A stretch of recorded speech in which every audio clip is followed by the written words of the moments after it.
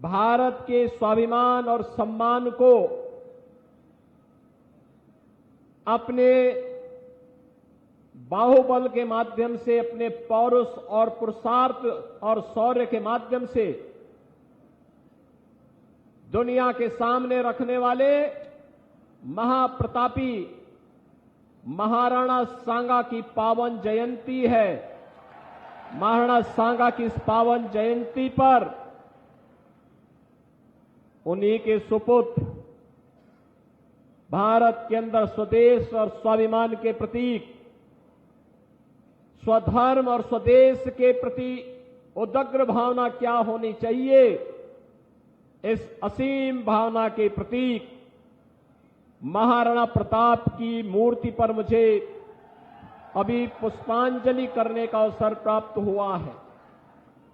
बहनों और भाइयों, माता बाला सुंदरी, मां शाकंभरी और मां यमुना की पावन गोद में बसा हुआ सहारनपुर जनपद की इस वीर भूमि को, इस उर्वरा भूमि को कोटि कोटि नमन करते हुए मैं आप सबका हृदय से अभिनंदन करता हूं।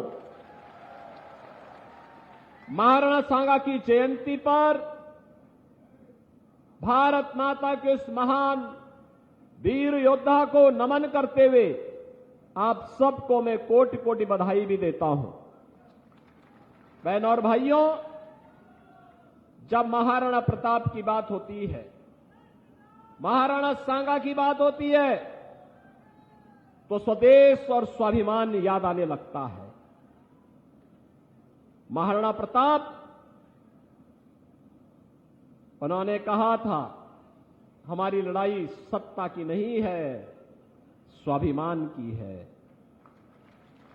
और स्वाभिमान की लड़ाई, उन्होंने कहा था कि किसी विधर्मी और किसी आक्रांत के सामने राणा कभी सिर नहीं झुका सकता।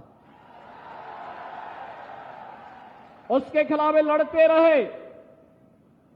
कुछ समय के लिए जंगलों में जाकर के घास की रोटी खानी पड़ी, लेकिन विदेशी हुकूमत के सामने उन्होंने कभी सिर नहीं झुकाया और तो और सत्ता के लिए समर्पण भी नहीं किया, बल्कि उस समय की बड़ी शासक ताकत के रूप में अकबर जाना जाता था। अकबर को नाको चने चबाने के लिए मजबूर भी कर दिया था।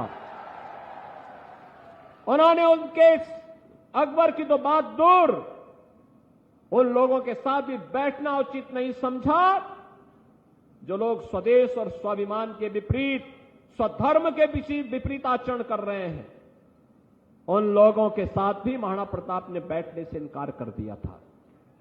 और बहनों और भाइयों, यही कारण है सैकड़ों वर्षों के बाद भी आज अगर ये देश महाराणा प्रताप को बड़े गर्व के साथ याद करता है, इसीलिए याद करता है, इसीलिए स्मरण करता है क्योंकि महाराणा प्रताप का त्याग और बलिदान देश के लिए था, धर्म के लिए था, सत्ता के लिए नहीं था।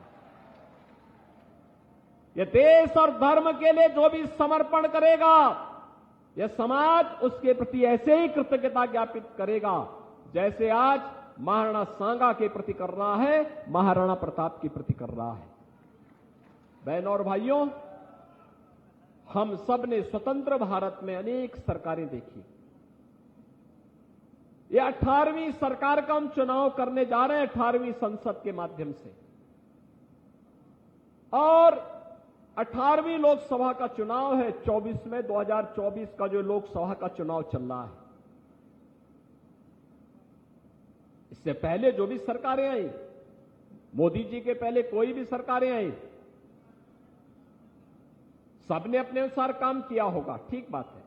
लेकिन मैं पूछना चाहता हूं, क्या अयोध्या में राम मंदिर का निर्माण उन लोगों ने किया था क्या? क्या वे कर पाते क्या? राम का नाम उस समय तो ये सभी लोग कहते थे राम हुए ही नहीं, कहते थे ना। कांग्रेस ने एफिडेविट दाखिल किया था ना सुप्रीम कोर्ट में कि राम तो हुए ही नहीं। और याद रखना, हनुमान जी जब संजीवनी बूटी ढूंढने के लिए गए थे तो काल ने भी राम नाम का जप कर रहा था।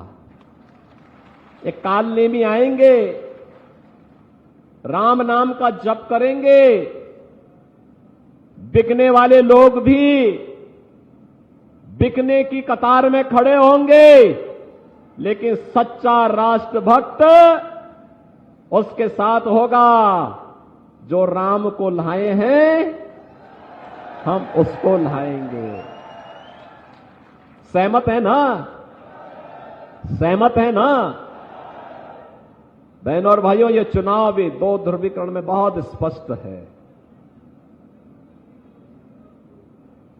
एक तरफ जातिवाद के लोग हैं, दूसरी तरफ राष्ट्रवाद के लोग हैं।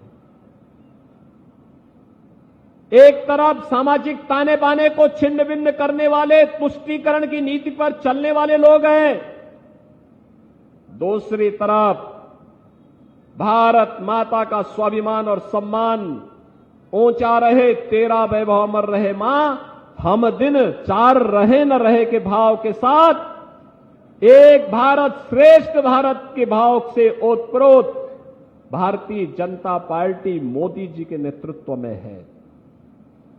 एक तरफ अपने परिवार तक सीमित रहने वाले लोग हैं, मैं, मेरा परिवार, मेरी जाति, और जब सत्ता बनती है तो सत्ता को माफिया के हवाले गिरवी करके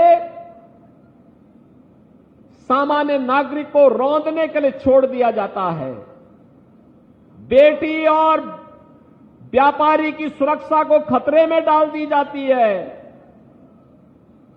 गौ तस्करों को सरेआम आस्था के साथ खिलवाड़ करने की छूट दे दी जाती है। और दूसरी तरफ आपने पिछले 10 वर्ष में देश के अंदर और पिछले 7 वर्ष में उत्तर प्रदेश के अंदर की सरकार को भी देखा है। आपने देखा है सरकार कैसे चलती है, बिना झुके, बिना रुके, बिना डिगे। आज तो यूपी में लोग दंगा करना भी भूल गए हैं, देखा ना आपने? दंगा कैसे होता भूल गए, पत्थरबाजी भी भूल गए। छोटी छोटी बात को लेकर पत्थरबाजी होने लगती थी।